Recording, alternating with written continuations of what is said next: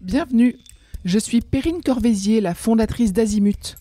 Azimut, c'est le guide des parents pour une orientation scolaire et professionnelle sur mesure avec votre enfant. Nous nous appuyons sur près de 100 spécialistes de l'orientation pour vous informer et vous conseiller. Pour découvrir l'ensemble des ressources Azimut, rendez-vous sur azimut-orientation.com. Vous pourrez notamment vous inscrire à notre newsletter. Entre novembre 2024 et janvier 2025, Azimut propose un programme de 15 webinaires destinés aux parents de futurs étudiants. Allez sur azimut-orientation.com pour le découvrir et réserver votre place gratuite. Je laisse place maintenant au contenu de cet épisode. Bonne écoute. Bonjour Isabelle. Et bonjour Perrine. Merci beaucoup de me consacrer un nouveau temps pour présenter un autre de tes livres sur l'orientation qui s'appelle Rêve ta vie, vis tes rêves. Le sous-titre, ou en tous les cas le bas du livre, s'intitule 30 clés pour prendre ta place dans ce monde. C'est chez Erol.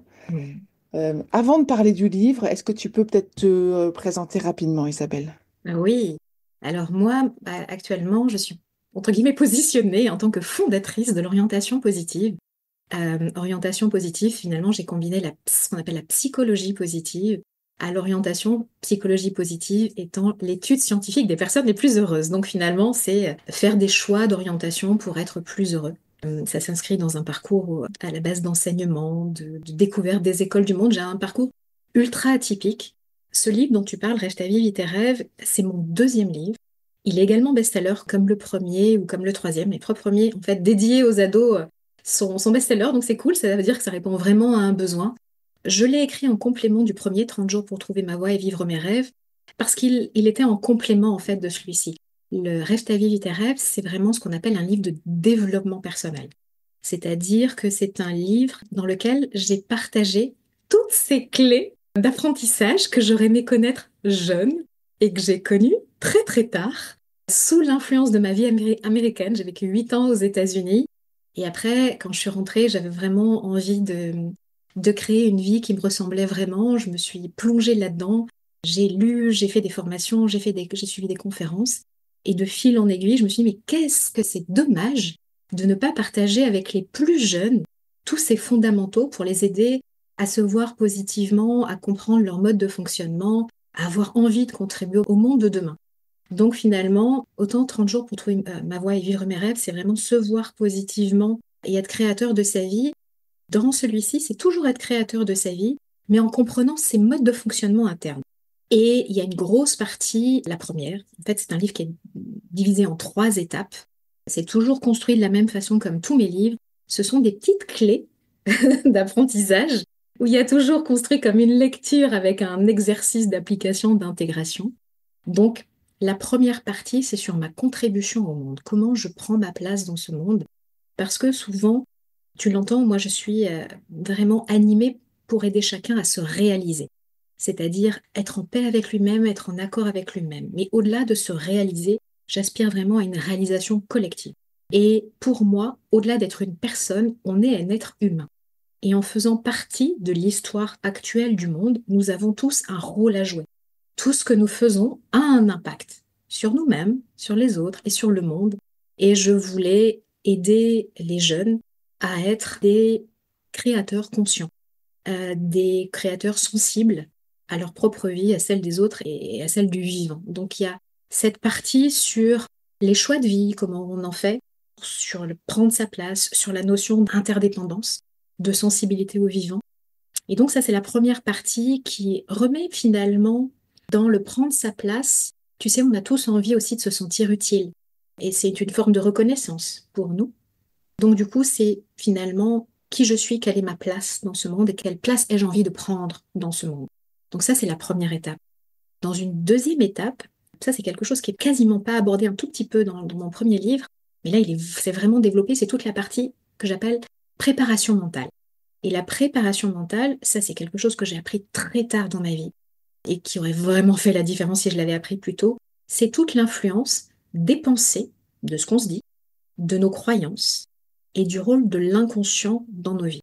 L'inconscient étant tous ces programmes que l'on a construits depuis notre enfance et qui vont faire qu'on va faire tel choix, telle réaction, tel comportement. Alors l'inconscient est très très sympa aussi parce que c'est lui qui... On réfléchit pas comment on respire, comment on bouge. Tout ça, ça se fait grâce à notre inconscient.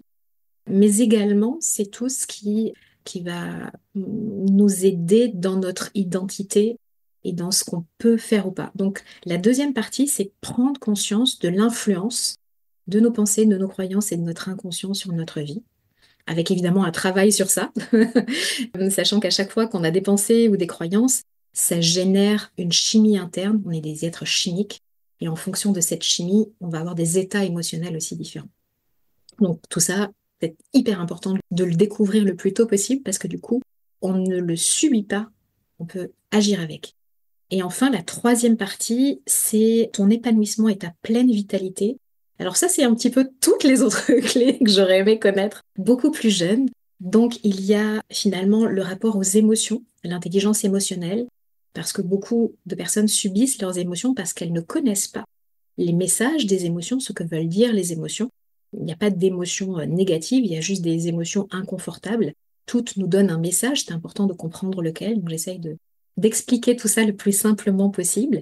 Et puis, il y a toute la partie de rapport à l'intuition, aux besoins, à l'attention, au rapport au corps, comment nourrir son corps, comment se ressourcer. Donc, tout ça amène en complément une découverte de son fonctionnement pour, encore une fois, comprendre comment on fonctionne humainement. Dès qu'on sait ça, on ne subit pas. On peut créer. Et il y a un travail aussi au niveau des relations. Super intéressant. J'ai l'impression que ce livre-là, c'est ton deuxième livre, c'est aussi un livre sur lequel il y a peut-être besoin d'avoir un peu plus de maturité de la part des personnes qui l'ont entre les mains.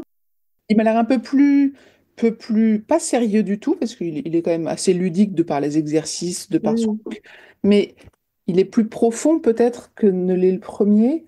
Dans son approche, oui, peut-être. Dans son approche, oui, peut-être, parce que je sais que les adultes, ils prennent autant de plaisir que les jeunes à le lire.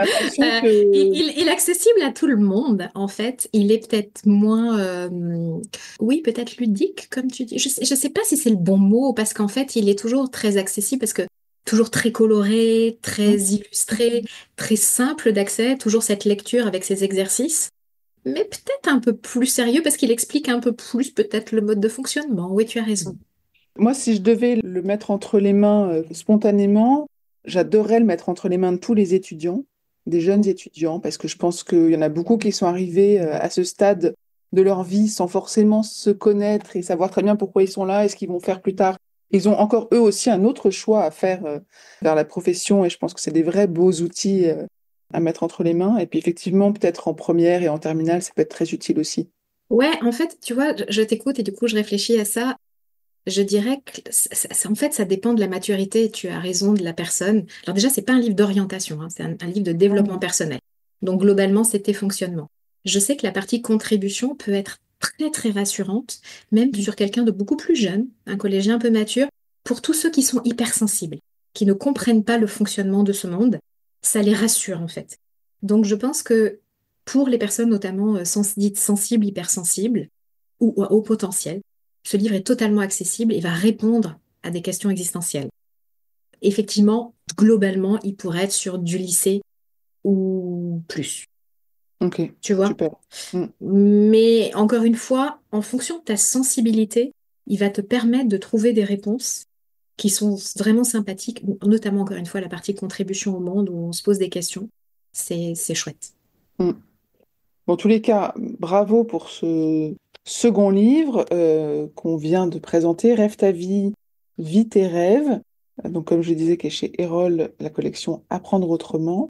Est-ce qu'il y a quelque chose que tu voulais ajouter sur ce livre? Je trouve qu'il ramène vraiment en puissance. Ok. Ouais. Et tu vois, c'est vraiment le sortir de subir à la fois je crée, et moi je suis très inspirée par la citation de Gandhi, soit le changement que tu veux voir dans le monde.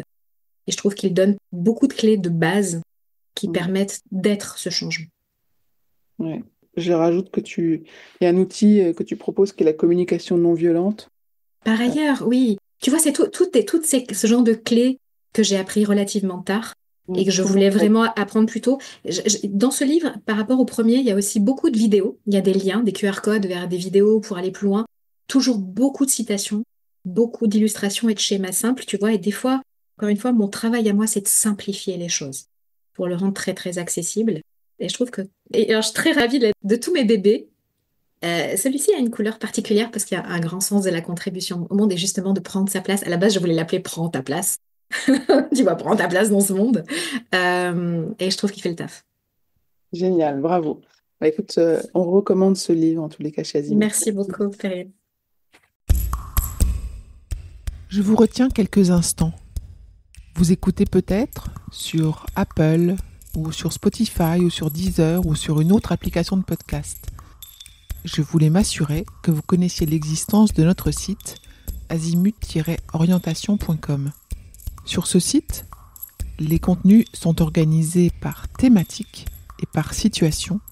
Ceux qui connaissent adorent et utilisent notre moteur de recherche, ce qui leur permet d'aller chercher directement le bon contenu qui correspond à leurs problématiques. Je vous encourage à vous y connecter et n'oubliez pas de vous inscrire à notre newsletter. Merci de votre fidélité et à bientôt.